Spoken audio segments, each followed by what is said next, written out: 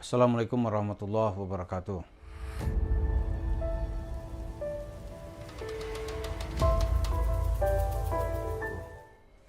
Para pemirsa, walaupun pemilihan umum dan pilpres masih beberapa hari lagi, ya masih adalah 2 minggu dari sekarang gitu. Tapi nampaknya para caleg itu sudah mulai bisa mengukur diri. Di antara yang bisa mengukur dirinya itu adalah Yusuf Mansur. Menurut hitungan Yusuf Mansur dia nggak akan lolos. Ada beberapa hal yang menjadi pertimbangannya.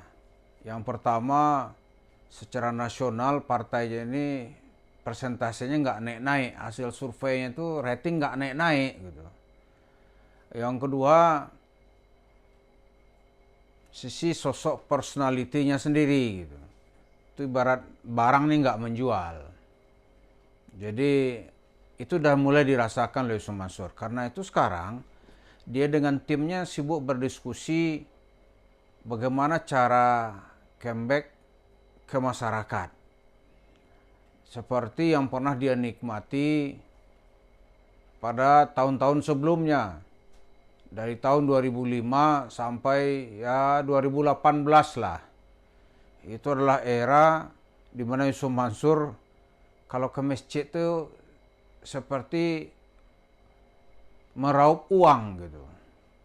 Di pulang itu kalau menurut cerita Pak Soeharto itu bisa 2 goni, bahasa dia begitu, 2 goni, 2 karung. Dengan tidak ada pertanggungjawaban apa-apa. Sekarang dia coba semenjak 2019 kan relatif nggak ada orang undang dia ceramah gitu.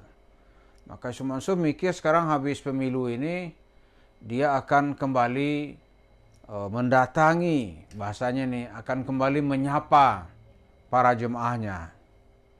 Lalu mulai dia kumpulkan tim sukses lah ya, tim sukses tanda kutip. Ya caranya kembali itu seperti apa gitu. Ada yang tim sukses tukang bikinin tema-tema ceramah. Rupanya ada 2 tema sekarang ini sudah berat untuk dijalankan. Yang pertama tema sedekah. Nggak percaya orang sudah. Nggak ada orang percaya bahwa dengan bersedekah seperti cerita Yusuf Mansur itu akan dibalas oleh Allah seperti yang dia berbual-bual gitu. Nggak ada orang percaya. Bahkan anak kecil sekarang ini berani itu kalau Yusuf Mansur minta duit Pak Ustadz dulu gitu kan. Kalau anak kecil kan dia masih manggil Ustadz. Di reputasi Yusuf Mansur tuh dia pahami sekarang ini jeblok. Cerita sedekah nggak laku. Kemudian apa lagi?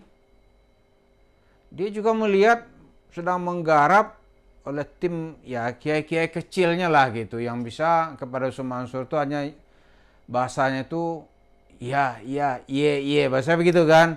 Kalau bahasa kitanya sami'na, benar tak. Dia panggil benar aja terus semua nih. Tapi dari mana dia mau masuk?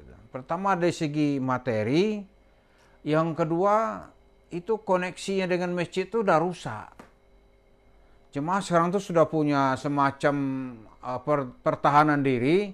Ini kalau ada yang undang-undang dia ya akan terjadi resistensi dan atau perlawanan yang keras. Gitu. Nah kalau bagi kita, kalau ditanya ke kita ya, Yusuf Mansur tidak usah terlalu bermimpi jauh-jauh gitu. Dia harus berpikir itu yang realistis. Supaya bisa berpikir realistis, kalau saya ngusulin ya, ini nggak ada pretensi apa-apa, dia bawa dulu ke rumah sakit jiwa. Tim suksesnya berani bicara, pergi dulu ke rumah sakit jiwa. Nah di rumah sakit jiwa itu nanti, itu kan banyak itu semacam interview untuk menetapkan sakit jiwanya seberapa parah. Ya mudah-mudahan sudah sembuh kan. Dia berhalu-halu itu udah sembuh belum gitu. Itu dulu. Karena dengan kondisi atau rekomendasi dokter di rumah sakit jiwa, itu tim sukses lah ya, atau yang mengaku ustadz di sekitar Yusuf Mansur itu bisa memberikan rekomendasi atau nasihat yang baik. Dia ke rumah sakit jiwa dulu sebelum datang ke masjid-masjid. Nanti disangkanya oleh Yusuf Mansur sekarang tuh masih tahun 2010. Padahal sudah masuk tahun 2024. Presiden udah beberapa kali ganti gitu. Dia menikmati suasana dulu di zaman Presiden SBY dan di awal Presiden Jokowi. 2024 nanti kepemimpinan politik nasional ini sudah akan berganti. Suasana nggak akan seperti itu lagi gitu.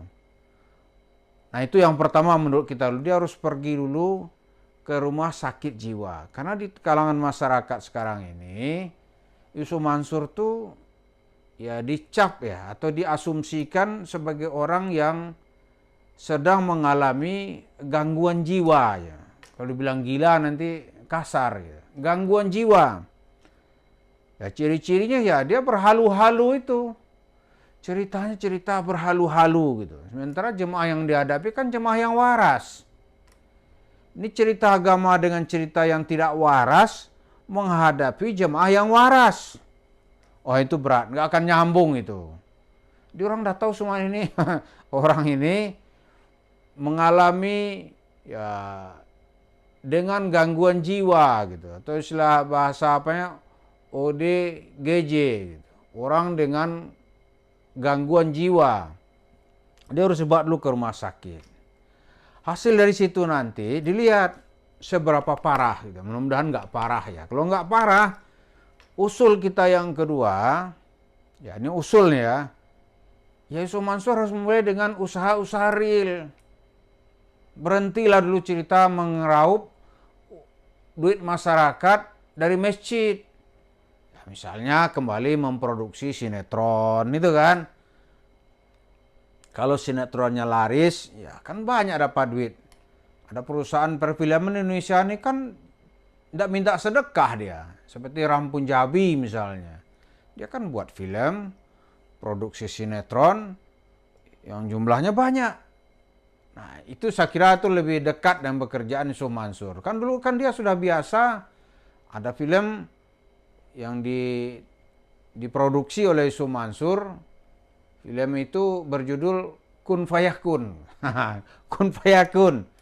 Sekarang harus mau lagi seperti itu. Sampai nampak nanti gangguan jiwanya itu tidak terlihat gitu. Sembuh gitu. Tapi selama orang masih mengasumsikan cerita-cerita halu terus, namanya nggak akan sukses untuk kembali ke masyarakat. Jadi itu yang bisa kita lihat, mulailah dulu dengan usaha real. Gitu.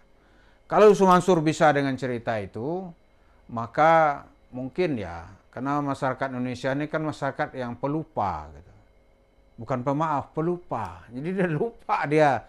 Kalau dia udah bisa tertawa-tertawa lagi, ya mungkin ada kesempatan bagi Yusuf Mansur habis pemilu dan pilpres ini untuk menjelaskan posisi dirinya dengan timbangan nalar orang-orang sehat. Terima kasih. Assalamualaikum warahmatullahi wabarakatuh.